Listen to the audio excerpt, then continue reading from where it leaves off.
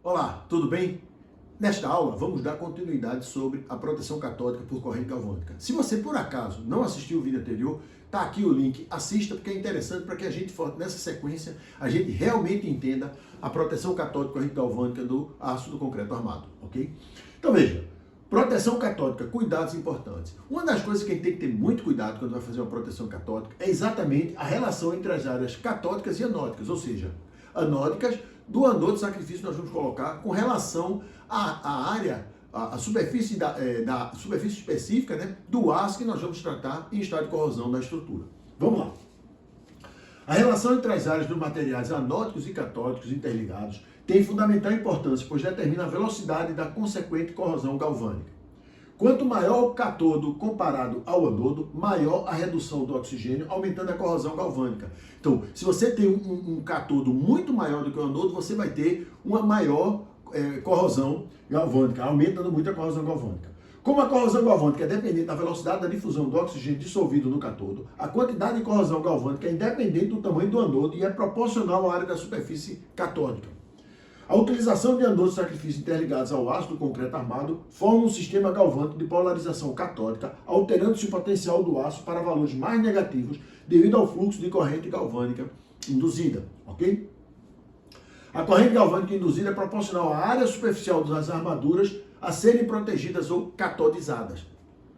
Agora veja, vamos ver agora essa interferência. Grande área de anodo e pequena área de cátodo com alta condutividade eletrolítica. Ou seja, você tem aqui o concreto, o aço, tá? O disco de metal anódico que está aqui dentro, e você tem o concreto molhado, ou seja, baixa resistividade. Neste caso, você tem uma alta corrente. Então você colocou anodo de sacrifício. Claro, quando você bota esse tipo de situação, você superdimensionou a proteção catódica, né? Então o interessante é que a gente vê, na próxima aula nós vamos ver como é que ele faz esse dimensionamento.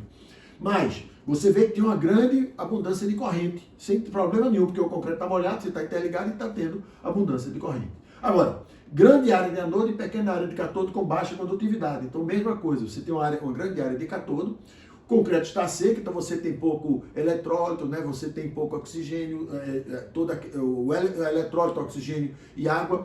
Então, você tem o quê? Você tem uma pequena corrente, ou seja, quando você está com o concreto no inverno, que tem muita chuva, né? Ou no verão, que tem muita chuva no sul-sudeste, então você tem um concreto com água, muito úmido, então você tem uma aceleração da corrosão. Quando chega a época de que não tem chuva, você vai ter uma redução, então você vai ter o quê? Pequena quantidade de corrosão. Então isso aí você vai atuando e é como se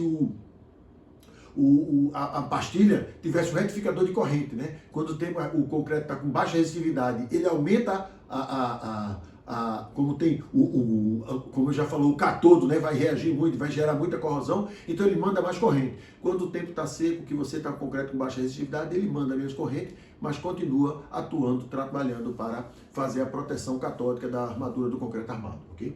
Agora, pequena área de anodo e grande área de cátodo com grande condutividade eletrolítica, ou seja, você tem uma pequena quantidade de anodo e uma grande quantidade de cátodo, com concreto molhado, baixa resistividade, você tem uma abundância muito grande de corrente. Então, é muito comum, eu já vi, tem uma licitação de proteção catódica sem dimensionar a quantidade da proteção catódica. Então, o cara bota uma pastilha a cada 500 metros.